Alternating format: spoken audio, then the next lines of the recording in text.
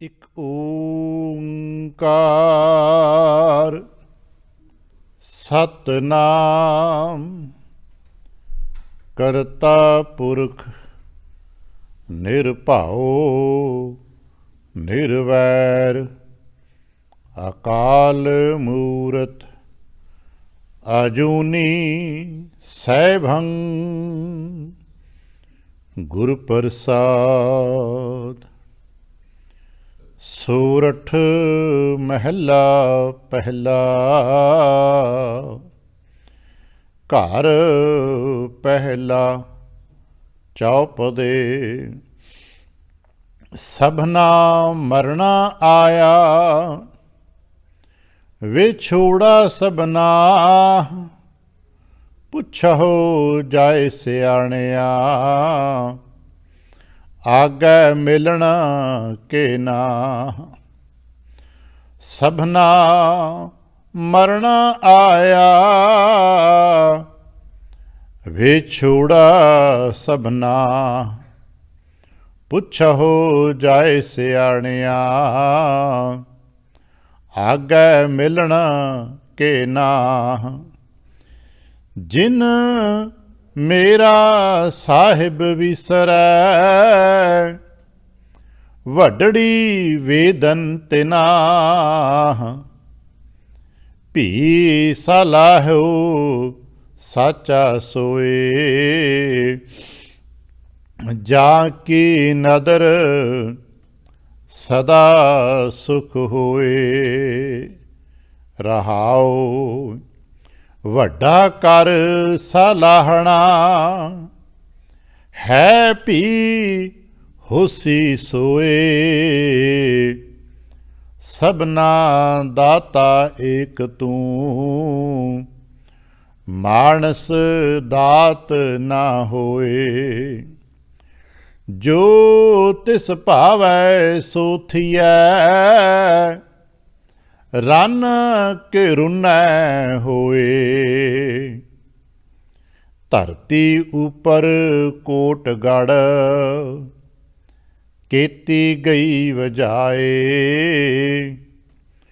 ਜੋ ਅਸਮਾਨ ਨਾ ਮਾਵਨੀ ਤਿਨ ਨੱਕ ਨੱਥਾ ਪਾਏ। ਜੇ ਮਨ ਜਾਣਹਿ ਸੂਲੀਆਂ ਕਾਹੇ ਮਿੱਠਾ ਖਾਹੇ। ਨਾਨਕ ਔਗਣ ਜੇਤੜੇ ਤੇਤੇ ਗਲੀ ਜੰਜੀਰ। ਜੇ ਗੁਣ ਹੋਨ ਤਾਂ ਕੱਟੀਅਨ ਸੇ ਭਾਈ ਸੇ ਵੀਰ। ਅੱਗੇ ਗਏ ਨਾ ਮੰਨੀਅਨ ਮਾਰ ਕੱਢੋ ਵੇ ਪੀਰ। ਨਾਨਕ ਔਗਣ ਜੇਤੜੇ ਤੇਤੇ ਗਲੀ ਜੰਜੀਰ। ਜੇ ਗੁਣ ਹੋਨ ਤਾਂ ਕੱਟੀਅਨ ਸੇ ਭਾਈ ਸੇ ਵੀਰ। ਅੱਗੇ ਗਏ ਨਾ ਮੰਨੀਅਨ ਮਾਰ ਕੱਢੋ ਵੇ ਪੀਰ। ਵਾਹਿਗੁਰੂ ਜੀ ਕਾ ਖਾਲਸਾ ਵਾਹਿਗੁਰੂ ਜੀ ਕੀ ਫਤਿਹ। ਸਤਿਗੁਰੂ ਪਾਤਸ਼ਾਹ ਸਾਹਿਬ ਜੀ ਦੇ ਪਾਵਨ ਦਰਬਾਰ ਦੀਆਂ ਹਾਜ਼ਰੀਆਂ ਭਰਦਿਆਂ ਗੁਰੂ ਪਾਤਸ਼ਾਹ ਸਾਹਿਬ ਜੀ ਦੇ ਆਪਣੇ ਹੀ ਨਿਜ ਪਾਵਨ ਸਰੂਪ ਸ਼ਬਦ ਨਾਲ ਚਿੱਤ ਲਾ ਕੇ ਜਦ ਆਪ ਸਾਵਧਾਨ ਤੇ ਇਕਾਗਰ ਚੀਤ ਹੋਏ ਜੁੜ ਮਿਲ ਬੈਠੇ ਹੋ, ਪਾਤਸ਼ਾਹ ਗੁਰਦੇਵ ਜੀ ਦੀਆਂ ਬੇਅੰਤ ਮਹਿਰਹਿਮਤਾਂ ਤੇ ਵਡਿਆਈਆਂ ਜੋ ਸਤ ਸੰਗਤ ਵਿੱਚ ਸਦਾ ਵਰਤਦੀਆਂ ਨੇ, ਆਪ ਉਹਨਾਂ ਦੇ ਸਾਂਝੀ ਤੇ ਧਾਰਣੀ ਹੋਇਓ। ਕਿਰਪਾਲਤਾ ਕਰਨਾ, ਆਪਣੇ ਨਿਰਮਲ ਹਿਰਦੇ 'ਚੋਂ ਅਰਦਾਸ ਕਰਨਾ, ਜੋ ਗੁਰੂ ਪਾਤਸ਼ਾਹ ਸਾਹਿਬ ਜੀ ਰਹਿਮਤ ਕਰਨ। ਪਾਵਨ ਸ਼ਬਦ ਦੀ ਵਿਚਾਰ, ਬੋਲਣ ਦਾ ਤਾਣ ਤੇ ਵਿਚਾਰ ਦਾ ਪ੍ਰਵਾਹ ਬਖਸ਼। ਇੱਕ ਵਾਰ ਆਸੀਸ ਦਿੰਦਿਆਂ ਅੰਮ੍ਰਿਤ ਦ੍ਰਿਸ਼ਟੀ ਪਾ ਕੇ ਜਪਣਾ ਜੀ ਸਤਨਾਮ ਸ਼੍ਰੀ ਵਾਹਿਗੁਰੂ। ਗਰੀਬ ਨਿਵਾਸ ਘਟ ਘਟ ਕੇ ਵਾਸੀ, ਸ਼੍ਰੀ ਅਕਾਲ ਪੁਰਖ ਵਾਹਿਗੁਰੂ ਜੀ ਦਾ ਕੋਟਾਨ ਕੋਟ ਸ਼ੁਕਰਾਨਾ, ਜੋ ਸੱਚੇ ਪਾਤਸ਼ਾਹ ਸਾਹਿਬ ਨੇ ਕਿਰਪਾ ਕੀਤੀ ਹੈ। ਸੰਪੂਰਨ ਰਹਿਣ ਆਪਣੇ ਪਿਆਰ ਤੇ ਭਾਣੇ ਵਿੱਚ ਬਤੀਤ ਕਰਾਈ ਹੈ। ਅੰਮ੍ਰਿਤ ਵੇਲੇ ਦੀ ਜਾਗ ਬਖਸ਼ਿਸ਼ ਕੀਤੀ ਤੇ ਇਸ ਵਕਤ ਆਪਣੇ ਹੀ ਪਾਵਨ ਦਰਬਾਰ ਦੀ ਹਾਜ਼ਰੀ ਭਰਨ ਦਾ ਸੁਭਾਗ ਸਮਾਂ ਬਖਸ਼ਿਸ਼ ਕੀਤਾ। ਹਰ ਰੋਜ਼ ਦੀ ਤਰ੍ਹਾਂ ਵੀ ਅੰਮ੍ਰਿਤ ਵੇਲੇ ਸਾਹਿਬ ਦੀ ਬਖਸ਼ਿਸ਼ ਦਾ ਦਰ ਖੁੱਲ੍ਹੇ, ਸਾਡੇ ਵਾਸਤੇ ਉਪਦੇਸ਼ ਪ੍ਰਾਪਤ ਹੋਇਆ। ਸੰਸਾਰ ਦੀ ਬਣਤਰ ਦਾ ਇੱਕ ਰੰਗ, ਸੰਸਾਰ ਦੀ ਬਣਤਰ ਦਾ ਇੱਕ ਹਿੱਸਾ ਜਿਹਨੇ ਬਹੁਤ ਵੱਡਾ ਦਾਇਰਾ ਘੇਰਿਆ ਹੋਇਆ, ਜਾਂ ਇੰਜ ਕਹਿ ਲਈਏ ਜਿੱਥੇ ਚੇਤਨ ਜੀਵਨ ਹੈ ਉੱਥੇ ਸਾਰੇ ਤੇ। ਜਿੱਥੇ ਚੇਤਨ ਜੀਵਨ ਨਹੀਂ ਹੈ ਸ਼ਾਇਦ ਉਹਦੇ ਉੱਤੇ ਦਾ ਪ੍ਰਭਾਵ ਨਾ ਹੋਵੇ, ਪਰ ਚੇਤਨਤਾ ਤੇ ਮਾਇਆ ਦਾ ਪ੍ਰਭਾਵ ਹੈ ਹੀ ਨਾ। ਇਸੇ ਕਰਕੇ ਨਾ ਮਾਇਆ ਮਮਤਾ ਮੋਹਣੀ, ਔਰ ਚੇਤਨਤਾ ਜਿੱਥੇ ਤੱਕ ਹੈ ਉੱਥੇ ਮਮਤਾ ਹੈ, ਉੱਥੇ ਜਿੱਥੇ ਮਮਤਾ ਹੈ ਉਹਦਾ ਮੋਹਨ ਸਰੂਪ ਹੈ। ਅਸੀਂ ਪਸ਼ੂ ਪਕਸ਼ੀਆਂ ਤੱਕ ਵੇਖਿਆ ਹੈ ਜਿਨ੍ਹਾਂ ਨੂੰ ਅਗਾਂਹ ਚੇਤਨਤਾ ਦਾ ਪੱਖ ਹਾਲਾਂਕਿ ਸੰਕਸ਼ਿਪਤ ਜਿਹਾ ਮਿਲਦਾ ਹੈ, ਉੱਥੇ ਵੀ ਤੇ ਮੋਹ ਮਾਇਆ ਦਾ ਪ੍ਰਭਾਵ ਕਿੰਨਾ ਪ੍ਰਬਲ ਹੈ। ਬੇਸ਼ੱਕ ਉਹਨਾਂ ਨੂੰ ਇਹ ਪਤਾ ਹੀ ਨਹੀਂ ਕਿ ਸੰਸਾਰ ਦੇ ਸੰਬੰਧ ਕਿਤਨੇ ਗਹਿਰੇ ਨੇ, ਕੀ ਕੁਝ ਨੇ, ਪਰ ਫਿਰ ਵੀ ਬਾਲਕਾਂ ਦੇ ਨਾਲ, ਆਪਣੇ ਬੱਚਿਆਂ ਦੇ ਨਾਲ ਕਿਤਨਾ ਗਹਿਰਾ ਸੰਬੰਧ ਹੈ ਉਹਨਾਂ ਜੀਆਂ ਦਾ। ਮਰਨ ਤੱਕ ਜਾਂਦੀਆਂ ਨੇ ਮਾਵਾਂ, ਕਿਉਂਕਿ ਉਹ ਮੋਹ ਇਤਨਾ ਪ੍ਰਬਲ ਹੈ, ਇਤਨਾ ਮਜ਼ਬੂਤ ਹੈ ਕਿ ਚੇਤਨਤਾ ਨੂੰ ਪ੍ਰਭਾਵਿਤ ਕਰਦਾ ਹੈ, ਔਰ ਬੜੇ ਜ਼ਬਰਦਸਤ ਤਰੀਕੇ ਨਾਲ ਪ੍ਰਭਾਵਿਤ ਕਰਦਾ ਹੈ। ਸ਼ਾਇਦ ਇਸੇ ਕਰਕੇ ਚੇਤਨਤਾ ਨੂੰ ਭੁੱਖ ਲੱਗਦੀ ਹੈ, ਤੇ ਜਿੱਥੇ ਭੁੱਖ ਲੱਗਦੀ ਉੱਥੇ ਮੋਹ ਮਮਤਾ ਲੋਭ ਚੱਲਦਾ ਹੈ। ਤਾਂ ਹੀ ਤੱਕ ਬੜਾ ਪਿਆਰਾ ਜਿਹਾ ਦਾਰਸ਼ਨਿਕ ਵਚਨ ਹੈ, ਕਹੋ ਕਬੀਰ ਜਿਸ ਉਦਰ ਤਿਸ ਮਾਇਆ। ਜਿਸ ਨੂੰ ਵੀ ਪੇਟ ਲੱਗਾ ਹੈ ਉਹਦੇ ਉੱਤੇ ਮਾਇਆ ਦਾ ਕੋਈ ਨਾ ਕੋਈ ਰੂਪ ਜ਼ਰੂਰ ਪ੍ਰਭਾਵ ਪਾਉਂਦਾ ਹੈ। ਜਿਨ੍ਹਾਂ 'ਤੇ ਪੇਟ ਨਹੀਂ ਹੈ, ਜਿਵੇਂ ਬਨਸਪਤੀ ਹੈ, ਅਸੀਂ ਕਹਿ ਸਕਦੇ ਕਿ ਬਨਸਪਤੀ 'ਤੇ ਪੇਟ ਦਾ ਪ੍ਰਭਾਵ ਨਹੀਂ ਹੈ, ਚੇਤਨਤਾ ਦਾ ਉਹ ਪੱਖ ਨਹੀਂ ਹੈ। ਸ਼ਾਇਦ ਅਸੀਂ ਇੱਥੇ ਕਹੀਏ ਕਿ ਇੱਥੇ ਮਾਇਆ ਦਾ ਪ੍ਰਭਾਵ ਨਾ ਹੋਵੇ, ਪਰ ਇੱਥੇ ਵੀ ਹੌਲੀ ਹੌਲੀ ਜਿਹੜੇ ਬਨਸਪਤੀ ਵਿਗਿਆਨ ਨੂੰ ਪੜ੍ਹਨ ਸੁਣਨ ਲੱਗ ਪਏ ਨੇ, ਉਹ ਵੀ ਕਹਿੰਦੇ ਨੇ ਇਹਦੇ ਵਿੱਚ ਵੀ ਪ੍ਰਭਾਵ ਪੈਂਦੇ ਨੇ, ਪਰ ਸੂਖਸ਼ਮਤਰ ਨੇ, ਕਿਉਂਕਿ ਚੇਤਨਤਾ ਘੱਟ ਹੈ। ਅਤੇ ਫਿਰ ਸਾਡੇ 'ਤੇ ਕੀ ਹਾਲ ਹੋਏਗਾ? ਜਿਵੇਂ ਇੱਕ ਦਾਰਸ਼ਨਿਕ ਮੰਡਲ 'ਚ ਸਾਡੀਆਂ ਖੂਬੀਆਂ ਅਤੇ ਕਮੀਆਂ ਦਾ ਵਿਆਖਿਆਵਾਂ ਕਰਦਿਆਂ ਇੱਕ ਪਿਆਰਾ ਜਿਹਾ ਬਚਨ ਹੈ, ਭ੍ਰਿੰਗ ਮੀਨ ਪਤੰਗ ਕੁੰਚਰ ਏਕ ਦੋਖ ਵਿਨਾਸ਼।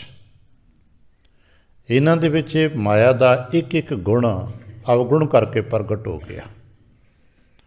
ਉਹ ਗੁਣ ਕਰਕੇ ਮਿਲਿਆ ਸੀ ਲੇਕਿਨ ਅਵਗੁਣ ਕਰ ਗਿਆ। ਭ੍ਰਿੰਗ ਮੀਨ ਪਤੰਗ ਕੁੰਚਰ ਏਕ ਦੋਖ ਵਿਨਾਸ਼। ਇੱਕ ਹੀ ਮਾਇਆ ਦੀ ਕਲਾ ਇਹਨਾਂ 'ਤੇ ਵਰਤੀ, ਗੁਣ ਕਰਕੇ ਅਵਗੁਣ ਕਰਕੇ, ਅਤੇ ਇਹਨਾਂ ਦੇ ਫਨਾਹ ਦਾ ਕਾਰਨ ਬਣ ਗਈ। ਫਿਰ ਸਾਡੇ ਨਿਗਾਹ ਪਾ ਕੇ ਕਹਿੰਦੇ ਨੇ ਪੰਚ ਦੋਖ ਅਸਾਧ ਜਾਵੇਂ।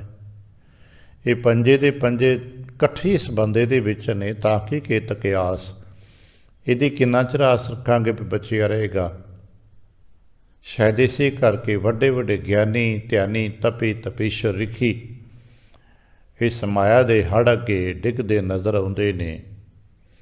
ਜਿਵੇਂ ਕਦੇ ਕਦੇ ਦਰਿਆਵਾਂ ਦੇ ਵਹਿੰਦੇ ਵਹਾਅ ਜੋ ਹੜ੍ਹ ਬਣਦੇ ਨੇ ਅਤੇ ਕਿਨਾਰਿਆਂ ਨੂੰ ਛੱਲਾਂ ਨਾਲ ਤੋੜਦੇ ਢਹਿੰਦੇ ਵੇਖੀਦਾ ਏ। ਸ਼ਾਇਦ ਇਸੇ ਤਰ੍ਹਾਂ ਮਾਇਆ ਨੇ ਵੱਡੇ ਵੱਡੇ ਗਿਆਨੀਆਂ ਦੇ ਗਿਆਨ, ਧਿਆਨੀਆਂ ਦੇ ਧਿਆਨ ਤਪੀਸ਼ਰਾਂ ਦੇ ਤਪ ਉਲਟਾ ਕੇ ਸੁੱਟ ਦਿੱਤੇ, ਸਭ ਮੁੱਦੇ ਮੂੰਹ ਡਿੱਗੇ। ਫਿਰ ਕਿੱਦਾਂ ਬਚੀਏ? ਗੁਰੂ ਨਾਨਕ ਪਾਤਸ਼ਾਹ ਸਾਹਿਬ ਨੇ ਜੋ ਮਾਇਆ ਤੋਂ ਬਚਣ ਦੀ ਜੁਗਤ ਦਿੱਤੀ, ਉਹ ਮਾਇਆ ਨਾਲ ਟਕਰਾਓ ਨਹੀਂ ਹੈ, ਕਿਉਂਕਿ ਕੁਦਰਤ ਦਾ ਇੱਕ ਬੜਾ ਅਕੱਟ ਅਸੂਲ ਹੈ। ਜਦੋਂ ਕੋਈ ਕੁਦਰਤ ਨਾਲ ਟਕਰਾਉਂਦਾ ਹੈ ਨਾ, ਕੁਦਰਤ ਦੇ ਬਹਾਵ ਦੇ ਵਿਪਰੀਤ ਕੰਮ ਕਰਦਾ ਹੈ, ਕੁਦਰਤ ਦੀ ਬਹੁਤ ਸਾਰੀ ਸ਼ਕਤੀ ਉਸੇ ਟਕਰਾਓ ਨੂੰ ਤੋੜਨ ਵਾਸਤੇ ਕੰਮ ਕਰਨ ਲੱਗ ਪੈਂਦੀ ਹੈ। ਔਰ ਇਹ ਅਚਨਚੇਤ ਹੁੰਦਾ ਹੈ, ਸੁਪਤ ਅਵਸਥਾ, ਸੁੱਤੇ ਸਿੱਧ ਹੁੰਦਾ ਹੈ।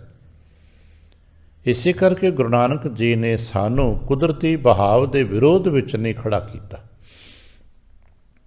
ਕੁਦਰਤੀ ਬਹਾਵ ਦੇ ਨਾਲ ਚੱਲਣ ਲਈ ਕੀ ਹੈ?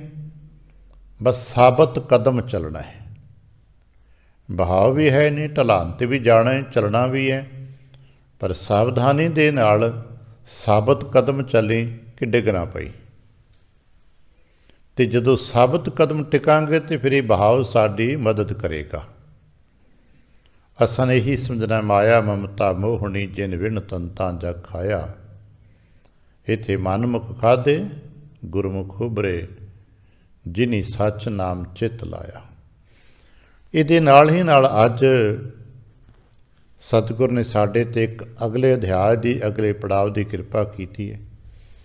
ਵਿਚਾਰ ਖੇਤਰ 'ਚ ਜੋ ਅਸੀਂ ਗਿਆਨ ਖੰਡ 'ਚ ਪ੍ਰਵੇਸ਼ ਕਰਦੇ ਹਾਂ, ਅੱਜ ਰਾਗ ਸੋਰਠ ਦੀ ਆਰੰਭਤਾ ਦਾ ਮਾਣ ਅਵਸਰ ਸਾਨੂੰ ਪ੍ਰਾਪਤ ਹੋਇਆ।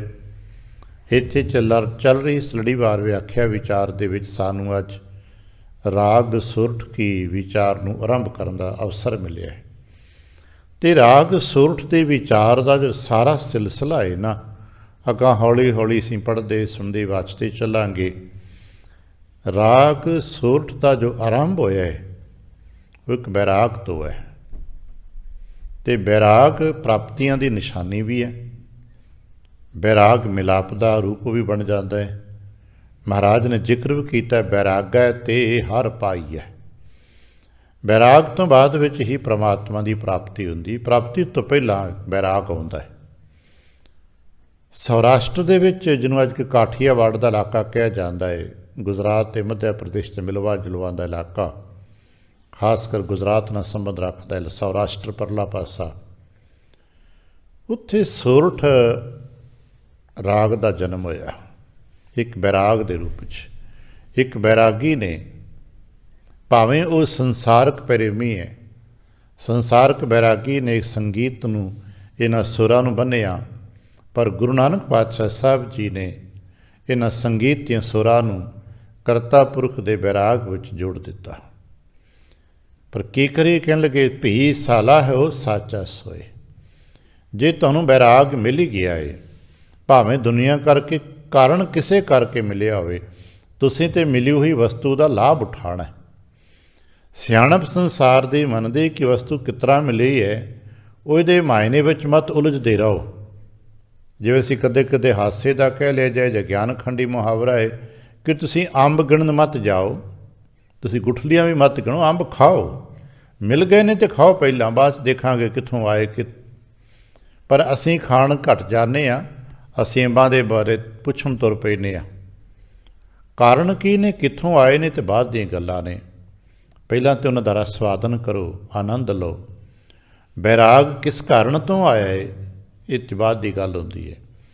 ਕਈਆਂ ਨੂੰ ਸੰਸਾਰ ਦੇ ਦੁੱਖ ਕਰਕੇ ਬੈਰਾਗ ਆ ਜਾਂਦਾ ਹੈ, ਕਈਆਂ ਨੂੰ ਸੰਸਾਰ ਦੇ ਸੁੱਖ ਵਿੱਚ ਰਹਿੰਦਿਆਂ ਹੋਇਆਂ ਦੁੱਖ ਵੇਖ ਕੇ ਬੈਰਾਗ ਆ ਜਾਂਦਾ ਹੈ, ਕਈਆਂ ਨੂੰ ਵਿਛੋੜੇ ਕਰਕੇ ਬੈਰਾਗ ਆ ਜਾਂਦਾ ਹੈ।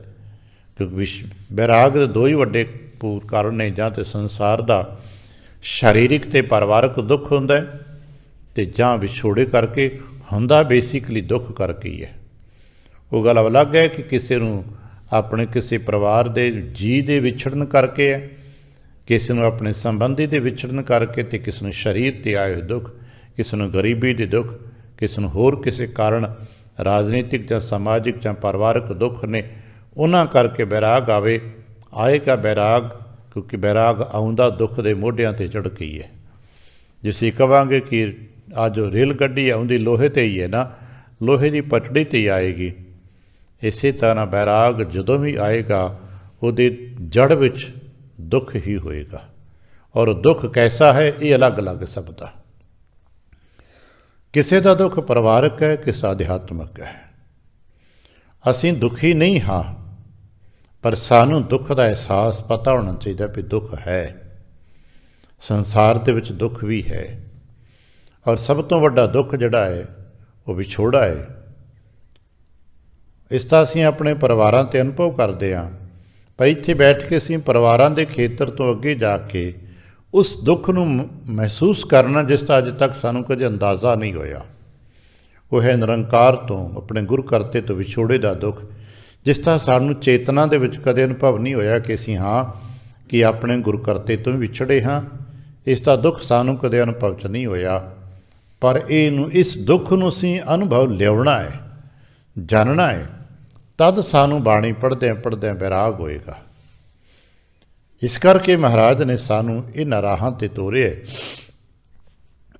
ਔਰ ਇਹਦੀ ਜੋ ਸੋਰਠ ਰਾਗ ਦੀ ਸਾਰੀ ਵਿਆਖਿਆਵਾਂ ਨੂੰ ਹੌਲੀ ਹੌਲੀ ਆਪਾਂ ਸ਼ੁਰੂ ਕਰਾਂਗੇ ਅਤੇ ਸਾਨੂੰ ਲੱਭੇਗਾ ਇਹ 'ਚ ਭੂਮਿਕਾ ਦੇ ਪਹਿਲੇ ਸ਼ਬਦ ਤੋਂ ਬਾਅਦ ਵਿੱਚ ਅਗਲਾ ਸ਼ਬਦ ਹੈ ਹੀ ਗੁਰੂ ਨਾਨਕ ਸਾਹਿਬ ਜੀ ਦੀ ਜੀਵਨ ਗਾਥਾ ਦੇ ਵਿੱਚੋਂ ਉਸ ਅਵਸਥਾ ਦਾ ਜਦੋਂ ਗੁਰੂ ਨਾਨਕ ਪਾਤਸ਼ਾਹ ਸਾਹਿਬ ਜੀ ਇੱਕ ਪਾਸੇ ਚੜ੍ਹਿਆ ਸੋਧਣ ਧਰਤ ਲੁਕਾਈ ਹੈ, ਕਮਰ ਕੱਸਾ ਕਰਕੇ ਜਗਤ ਤੇ ਸੁਧਾਰ ਵਾਸਤੇ ਤੁਰੇ ਨੇ, ਅਤੇ ਇੱਕ ਪਾਸੇ ਮਾਤਾ ਪਿਤਾ ਅਤੇ ਚਾਚਾ ਜੀ ਅਤੇ ਹੋਰ ਪਰਿਵਾਰ ਦੇ ਜੀ ਇਹਨਾਂ 'ਤੇ ਦੂਰ ਜਾਣ ਦੇ ਦੁੱਖ ਤੋਂ ਸੱਲ ਤੋਂ ਪੀੜਿਤ ਹੋ ਰਹੇ ਨੇ। ਉਹ ਕੁਝ ਗੱਲਾਂ ਕਰਦੇ ਨੇ, ਉਹਨਾਂ ਦਾ ਸੰਵਾਦ ਗੁਰੂ ਨਾਨਕ ਦੀ ਗੋਸ਼ਟੀ ਵੀ ਇਸ ਰਾਗ ਦੇ ਦੂਸਰੇ ਸ਼ਬਦ ਵਿੱਚ ਦਰਜ ਹੈ। ਇੱਥੋਂ ਇੱਕ ਸਾਨੂੰ ਸਮਝਣੀ ਚਾਹੀਦੀ ਹੈ ਕਿ ਵਿਛੋੜਾ ਦਾ ਦੁੱਖ ਨੂੰ ਸਮਝਣਾ, ਕਿਸ ਰੂਪ 'ਚ ਵਿਛੋੜਾ ਹੋ ਸਕਦਾ, ਇਹਦੇ ਅਲੱਗ-ਅਲੱਗ ਰੂਪ ਹੌਲੀ ਹੌਲੀ ਆਪਾਂ ਸਮਝਦੇ ਜਾਵਾਂਗੇ।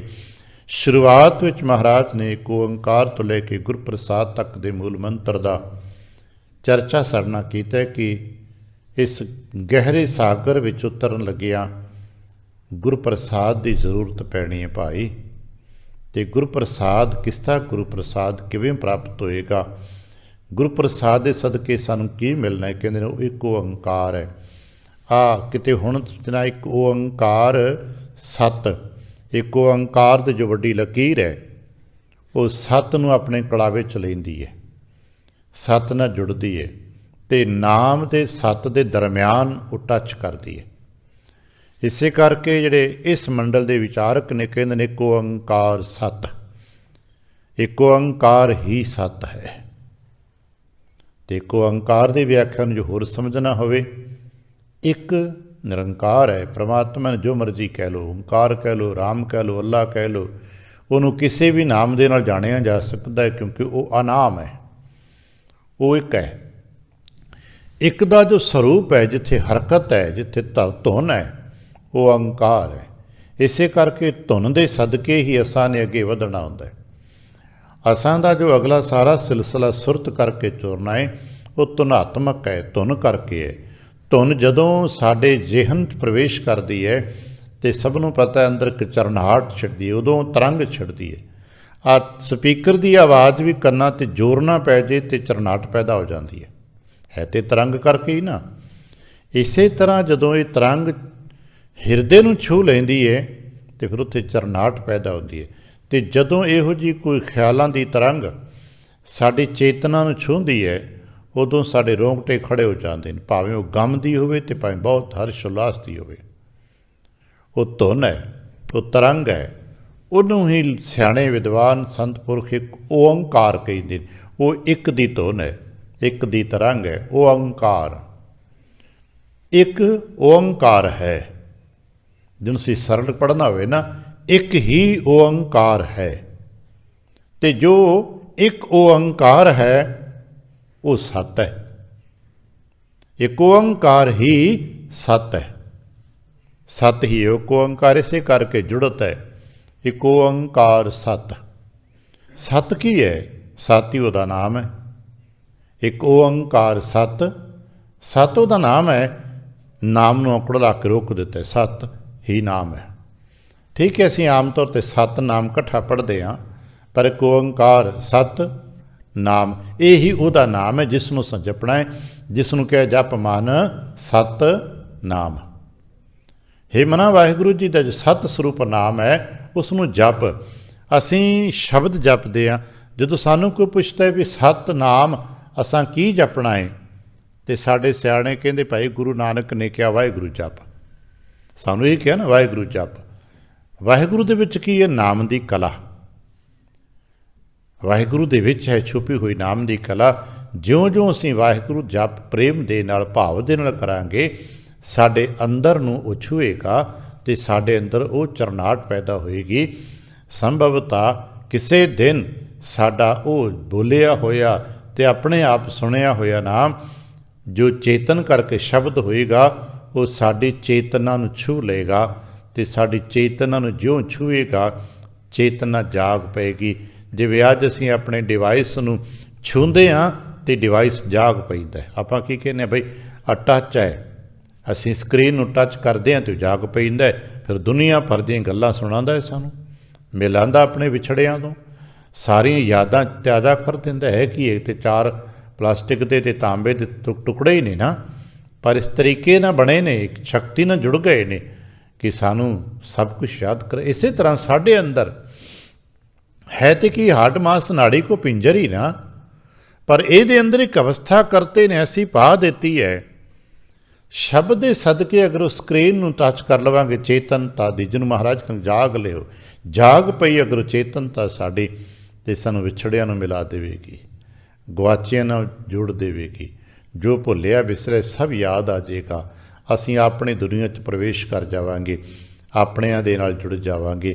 ਜਿਵੇਂ ਅੱਜ ਆਪਾਂ ਬੈਠੇ ਬੈਠੇ ਹਜ਼ਾਰਾਂ ਮੀਲ ਦੂਰ ਬੈਠਿਆਂ ਦੇ ਨਾਲ ਆਮੋ ਸਾਹਮਣੇ ਗੱਲਾਂ ਕਰਦੇ ਹਾਂ, ਇਸੇ ਤਰ੍ਹਾਂ ਕਰਤੇ ਦੇ ਨਾਲ ਸਾਖਿਆਤਕਾਰ ਹੋ ਸਕਦਾ ਹੈ। ਇਹ ਸੰਭਵ ਹੈ। ਭਗਤਾਂ ਨੇ ਕੀਤੇ।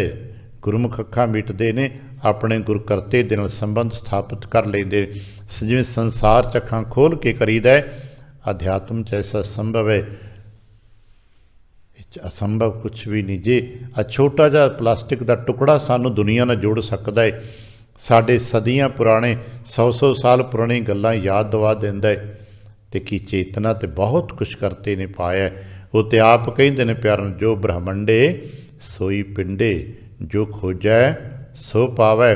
ਕਿਉਂਕਿ ਅਸੀਂ ਇਹਦੀ ਖੋਜ ਹੀ ਨਹੀਂ ਕਰਦੇ, ਅਸੀਂ ਤੇ ਨਾਰਿਆਂ ਜਕਾਰਿਆਂ ਤੇ ਵੇਖਾ ਵੇਖੀ ਦੀ ਸਿੱਖੀ 'ਚ ਰਹਿ ਗਏ। ਟਿਕ ਜਾਇਆ ਕਰੀਏ ਕਦੇ ਕਦੇ ਸਵੇਰੇ ਉੱਠ ਕੇ, ਸੰਧਿਆ ਦੇ ਵੇਲੇ, ਰਾਤ, ਜਦੋਂ ਕਿਤੇ ਅੱਖ ਖੋਲ੍ਹੇ, ਹੇ ਸੱਚੇ ਪਾਤਸ਼ਾਹ ਕਿਰਪਾ ਕਰਨਾ ਕਿਤੇ ਮੈਨੂੰ ਵੀ ਉਸ ਦਰਸ਼ਨ ਕਰਾ ਜੋ ਤੇਰਾ ਦਰ ਹੈ, ਮੈਨੂੰ ਕਿਤੇ ਉਸ ਦੁਨੀਆ ਦੇ ਦਰਸ਼ਨ ਕਰਾ ਜੋ ਤੇਰੀ ਰੂਹਾਨੀ ਦੀ ਦੁਨੀਆ ਹੈ, ਮੈਨੂੰ ਕਿਤੇ ਉਸ ਦੇਸ਼ ਲੈ ਜਾ ਜੋ ਤੇਰਾ ਅਗੰਮਪੁਰੇ ਦਾ ਦੇਸ਼ ਹੈ, ਬੇਗਮਪੁਰਾ ਜੋ ਤੇਰੇ ਸ਼ਹਿਰ ਦਾ ਨਾਮ ਹੈ। ਕਿਤੇ ਉੱਥੋਂ ਦੀ ਥੋੜ੍ਹੀ ਸੈਲ ਕਰਾ ਦੇ ਨਾ, ਜਿੱਥੇ ਦੁਨੀਆ ਵੱਖ ਵੱਖਰੀ ਹੈ, ਜਿੱਥੇ ਆਨੰਦ ਅਤੇ ਖੇੜਾ ਹੈ। ਕਿਰਪਾ ਕਰਨਾ ਸੋ ਦਰ ਤੇਰਾ ਕਿਹਾ, ਸੋ ਘਰ ਕਿਹਾ, ਜਿਤ ਬਹਿ ਸਰਬ ਸੰਭਾਲੇ। ਜਿੱਥੇ ਤੂੰ ਬੈਠਾ ਵੇਖੈ ਵੱਖ ਅਕੇਲਾ, ਜਿੱਥੇ ਤੂੰ ਬੈਠਾ ਹੋਇਆ ਸਾਰੇ ਸੰਸਾਰ ਦੀ ਰਚਨਾ ਨੂੰ ਦੇਖ ਰਿਹਾ। ਕਰ ਕਰ ਵੇਖੈ, ਦਿਖਦੇ ਨਾ, ਕਰ ਕਰਕੇ ਵੇਖਦਾ ਆਨੰਦ, ਉੱਥੇ ਆਨੰਦ ਹੈ। ਤੇਰੇ ਦਾਲੇ ਦੁਆਲੇ ਤੇਰੇ ਦਰ 'ਤੇ ਬੈਠੇ ਨੇ ਭਗਤ, ਤੇਰੇ ਉਸੇ ਸੋ ਦਰ 'ਤੇ ਬੈਠੇ ਨੇ ਭਗਤ। ਅਤੇ ਕੀ ਕਰਦੇ ਨੇ ਭਗਤ? ਤਿੱਥੈ ਭਗਤ ਵਸਹਿ ਕੇ ਲੋ ਕਰਹਿ ਆਨੰਦ। ਆਨੰਦ ਕਰਦੇ ਨੇ। ਸੱਚਾ ਮਨ ਸੋਏ। ਮਹਾਰਾਜ ਕਿਤੇ ਉਸ ਮੁਕਾਮ 'ਤੇ ਮੈਨੂੰ ਵੀ ਲੈ ਜਾਓ ਨਾ। ਚਲੋ ਝਲਕ ਮਾਤਰੀ ਸਹੀ, ਇਹ ਕਰਨਾ ਪੈਣਾ ਸਾਨੂੰ, ਕਰਿਆ ਕਰੀਏ ਕਦੇ ਕਦੇ। ਇੱਕ ਓਅੰਕਾਰ ਹੀ ਸੱਤ ਹੈ, ਸਤਿ ਉਹਦਾ ਨਾਮ ਹੈ, ਅਤੇ ਨਾਮ ਦੀ ਕਲਾ ਦੇ ਵਿੱਚ ਸਭ ਕੁਛ। ਇਸੇ ਕਰਕੇ ਕਿ ਨਾਨਕ ਕਹਿ ਘਰ ਕੇਵਲ ਨਾਮ। ਦੁਨੀਆ ਦੇ ਘਰਾਂ 'ਚ ਦੁਨੀਆ ਦੇ ਕੋਲ ਹੋਰ ਕੁਛ ਹੋਏਗਾ, ਸਾਨੂੰ ਕੋਈ ਇਤਰਾਜ਼ ਨਹੀਂ ਹੈ। ਕਿਸੇ ਦੇ ਘਰ ਚਮਤਕਾਰ ਹੋਣ, ਕਿਸੇ ਦੇ ਘਰ ਕੁਛ ਹੋਰ ਹੋਵੇ, ਸਾਨੂੰ ਕੀ ਇਤਰਾਜ਼ ਹੈ ਭਾਈ? ਕਿਸੇ ਦੇ ਘਰ ਕੀ ਹੈ? ਸਾਨੂੰ ਤਾਂ ਪਤਾ ਨਹੀਂ ਸਾਡੇ ਘਰ ਕੀ ਹੈ। ਆਂਢ ਗੁਆਂਢ ਵਿੱਚ ਲੋਕਾਂ ਦੇ ਘਰ ਕੀ ਹੈ ਕੀ ਨਹੀਂ, ਸਾਨੂੰ ਕੀ ਫਰਕ ਪੈਂਦਾ? ਅਸੀਂ ਤਾਂ ਨਾਦਾਨ ਹਾਂ, ਲੋਕਾਂ ਦੇ ਬਾਰੇ ਸੋਚੀ ਜਾਂਦੇ ਹਾਂ। ਅਸੀਂ ਸੋਚੀ ਸਾਡੇ ਘਰ ਕੀ ਹੈ, ਸਾਡੇ ਬਾਬੇ ਦੇ ਖਜ਼ਾਨੇ 'ਚ ਕੀ ਹੈ। ਕਦੇ ਕਦੇ ਪਿਆਰ ਵਾਲੇ ਇੱਕ ਦੱਸਦੇ ਨੇ ਸਾਡੇ ਬਾਬੇ ਦੇ ਖਜ਼ਾਨੇ 'ਚ ਕੀ ਕੁਝ ਹੈ, ਅਸਾਂ ਤਾਂ ਖੋਲ੍ਹੇ ਕਦੇ ਨਹੀਂ। ਜਿਨ੍ਹਾਂ ਖੋਲ੍ਹਿਆ ਇਸ ਬਾਬੇ ਦੇ ਖਜ਼ਾਨੇ, ਕਹਿੰਦੇ ਨੇ ਪਿਓ ਦਾਦੇ ਕਾ ਖੋਲ੍ਹ ਡਿੱਠਾ ਖਜ਼ਾਨਾ। ਭਾਈ ਇੱਕ ਦਿਨ ਆਇਆ, ਅਸੀਂ ਆਪਣੇ ਬਾਬਿਆਂ ਦੇ ਖਜ਼ਾਨੇ ਨੂੰ ਖੋਲ੍ਹਿਆ, ਅਤੇ ਫਿਰ ਕੀ ਹੋਇਆ? ਕਹਿਣਗੇ ਤਾਂ ਮੇਰੇ ਮਨ ਭਇਆ ਨਿਧਾਨਾ। ਬਸ ਬਾਬੇ ਦਾ ਖਜ਼ਾਨਾ ਕੀ ਖੋਲ੍ਹਿਆ, ਮੇਰਾ ਮਨ ਹੀ ਖਜ਼ਾਨਾ ਹੋ ਗਿਆ। ਮੈਨੂੰ ਇਹ ਲੱਗਾ ਕਿ ਹੋਰ ਕਿਸੇ ਖਜ਼ਾਨੇ ਦੀ ਜ਼ਰੂਰਤ, ਮੈਂ ਖੁਦ ਖਜ਼ਾਨਾ ਹਾਂ। बस सानू ये दात चाहिए है सच्चे पातशाह, सानू ये दात चाहिए है। ये नाम है, यही सत्य है। और ये नाम की करता है? एक ओंकार जिहदा सत नाम है ना, वो करता की है? कहने लगे करता है, सारी रचना का करता आप है। सारी रचना रचदा आप है, सारी बनतर आप बनांदा है। जिवें पानी के सदके सारी जीवन प्रणाली तुरी जाती है। सारी बनस्पति का रचनहार तो सी कहो ना, पानी पिता है जगत का। पानी के सदके सारी बनस्पति आ साढ़े सामने तमाम रंग बिरंगे फुल रखे ने, पर पानी तो रंग बिरंगा नहीं है ना। पानी तो कोई उहदा कोई रंग ही नहीं गा, पर पानी के सदके रंग खिड़े ने। ये सारे रंग पानी चों ही प्रकट होए ने, मिट्टी ते पानी चों। देखिया जाए, मिट्टी ते पानी के सुमेल ने ही रंग बिरंगी बनस्पति साढ़े सामने प्रकट कर दी है। ना मिट्टी च रंग है तो ना पानी च रंग है। बेसिकली दोवां का कोई अपना वखरा रंग नहीं गा, पर ये विचों दुनिया का हर रंग प्रकट हो जाता है। इस तरह करता पुरख के भगतां प्रेमियों का अपना दुनिया का कोई वखरा रंग नहीं गा, पर इत्थों हर रंग प्रकट होता है। नाम की कोई वखरी परिभाषा नहीं गी, पर नाम के सदके हर परिभाषा जन्म लेंदी है, क्योंकि करता जो है, नाम ही करता है, गुरु ही करता है, परमात्मा ही करता है। करते का मतलब जो करन वाला है, तो स्वरूप की है, पुरख है, जिहदे सदके जितों उत्पन्नता, जिन्हों जन्म शक्ति सन प्राप्त होती है। ये सारे पुरख तत्व है कि जिवें पानी ते मिट्टी दो तत्त मिलते ने तो सारी रचना प्रकट होती है। इवें ही करता पुरख के संसारी पदार्थवादी रचना दे विच ही दो ही ते तत्त ने, इस्त्री ते पुरख ते। ये दो ही तत्तां करके सारे संसार की रचना भावें चेतन है तो भावें जड़ है बनी हुई है। कहने लगी एक ओंकार ही सत है, सत ही नाम है। जो नाम है वो करता है, वो पुरख स्वरूप है। तो वह रूप अगला की, वह सुभाव कैसा है, स्टेटस की, वह निरभाव है। वो निरभाव रूप च है, किसी तो भय विच नहीं दा, बल्कि वह नाम लैण दे नाल ही सानू निरभाव पदवी मिलती। निरभाव जपै सगल भाव मिटे, निरभाव है। निरभाव हो के दुनिया के जरा जरा को निडरा होंदा है, तो किसी ने वैर कर लेना, निर्वैर है, किसी ना कोई वैर नहीं। वो निरभाव है, निर्वैर है कैसा? कह लगे अकाल मूर्त है। असी कदे कदे कहना है नहीं है, पर कैसी मूर्त है वो अकाल? असी तुसी भी मूर्तां ही हाँ, पर असी अकाल नहीं हाँ, असी काल दे नच मूर्त है। भावें किसी ने सोने की क्यों ना मूर्त बनाई होवे। आ बाजार च असी वेखते हाँ, दुनिया ने बहुत वधिया वधिया कीमती धातुआं तो पदार्थां तो मूर्तां बनाईयां ने। आ समुद्रां चों निकले हुए तमाम प्रकार के नीलम ते रतन जड़त लोगों ने पदार्थ मूर्तां बनाईयां। ऐसी मूर्तां भी ने, आ समुद्र चों नीलम बहुत कीमती पदार्थ है, रतन निकलता है ना।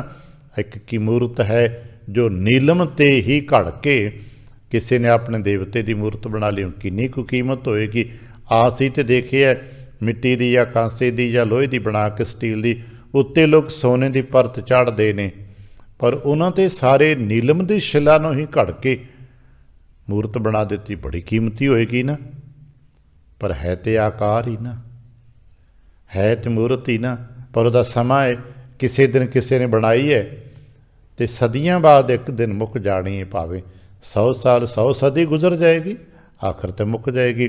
पर करता पुरख का स्वरूप जिहड़ा वो अकाल है, काल की सीमा तो पर, इसे करके सानू उहदे बारे पता नहीं लगता। वो हर थां ते हर समय इक्को जिहा जल थल महियल पूरिया होता है। वो अकाल मूर्त है तो अजूनी है, क्योंकि उनकी ने रचना नहीं की। असीं सारे जूना दे विच आ, साडे जन्म ने, साडे प्रगटावे ने, वो अजून है। तो सहभंग का मतलब सानू किसी दूजे ने जन्म दिता है, साडे माता पिता ने जन्म दिता है सानू। करता पुरख नूं किसी ने जन्म नहीं दिता। किसी मूर्त नूं, किसी कारीगर, किसी बुत घाड़े ने जन्म दिता है, उन्होंने किसी ने प्रगट किया। मिट्टी तो पानी तो किसी ने कोई बनाया है, पत्थरों नूं घड़ के लोग सुंदर मूर्तां बना देंदे ने, पर दा कोई कहांगे ना फलाणे मूर्त नूं फलाणे ने बनाया। विद्वानां नूं चंगे उस्ताद बनाते हैं, पर करता पुरख सहभंग है, सुते सिद्ध, स्वै प्रकाश। हिंदी में इसनूं स्वयंभू कहिंदे ने, अपने आप ही जो खुद बखुद बनता है। सैभंग सुते प्रकाश है। असां ਇਹਦੇ ਨਾਲ जुड़ना है। असां ਦਾ जो मूल निशाना ये सैभंग है, सुते प्रकाश है, जूनी जो निरभਉ ਤੇ ਨਿਰਵੈਰ है। ਜਿਵੇਂ ਸਾਡੀ ਪਹੁੰਚ ਇਹਦੇ ਨਾਲ ਕਿਵੇਂ ਹੋਏਗੀ? ਕਹਿਣ ਲੱਗੇ ਗੁਰੂ ਦੀ ਕਿਰਪਾ ਦੇ ਸਦਕੇ। ਇਸੇ ਹੀ ਸੰਪੂਰਨ ਮੂਲ ਮੰਤਰ ਦਾ ਸੰਖਿਪਤ ਸਰੂਪ ਸਾਨੂੰ ਸਭ ਤੋਂ ਵੱਧ ਵਾਰ ਲਿਖ ਕੇ ਦਿੱਤਾ ਗਿਆ। ਏਕ ਓੰਕਾਰ ਸਤ ਗੁਰ ਪ੍ਰਸਾਦ। ਏਕ ਓੰਕਾਰ ਦਾ ਤੇ ਸਤ ਦਾ ਜੁੜਤ ਪਦ ਤੇ ਗੁਰ ਪ੍ਰਸਾਦ ਦੇ ਜੁੜਤ ਪਦ ਨੂੰ ਜੋੜ ਕੇ ਦੋ ਵੱਖਰੇ ਵੱਖਰੇ ਜੁੜਤ ਜੁਟ ਬਣਾਏ। ਏਕ ਓੰਕਾਰ ਸਤ ਗੁਰ ਪ੍ਰਸਾਦ। ਅਸੀਂ ਆਮ ਤੌਰ 'ਤੇ ਪੜ੍ਹਦੇ ਹੁੰਦੇ ਏਕ ਓੰਕਾਰ ਸਤਿਗੁਰ ਪ੍ਰਸਾਦ। ਅਸੀਂ ਤੇ ਤਿੰਨ ਸ਼ਬਦ ਜੋੜ ਬਣਾ ਕੇ ਪੜ੍ਹਦੇ ਹਾਂ। ਇਹ ਗੁਰੂ ਦੀ ਕਿਰਪਾ ਦੇ ਸਦਕੇ ਹੀ ਪ੍ਰਾਪਤ ਹੁੰਦਾ ਹੈ। ਇਸੇ ਕਰਕੇ ਕਹਿੰਦੇ ਨੇ ਬਿਨ ਕਿਰਪਾ ਨਾਮ ਨਾ ਪਾਵੇ ਕੋਈ। ਇਸ ਕਰਤਾ ਪੁਰਖ ਵਾਹਿਗੁਰੂ ਜੀ ਦੀ ਕਿਰਪਾ ਗੁਰੂ ਦੇ ਸਦਕੇ ਮਿਲਦੀ ਹੈ। ਅਤੇ ਜੋ ਗੁਰੂ ਦੇ ਸਦਕੇ ਕਿਰਪਾ ਮਿਲਦੀ ਤਾਂ ਕੀ ਕਰੀਏ? ਕਹਿਣ ਲੱਗੇ ਭੀ ਸਾਲਾ ਹੈ ਰਹਾਉ ਦੀ ਤੁਕੇ ਭੀ ਸਾਲਾ ਹੋ ਸਾਚਾ ਸੋਏ।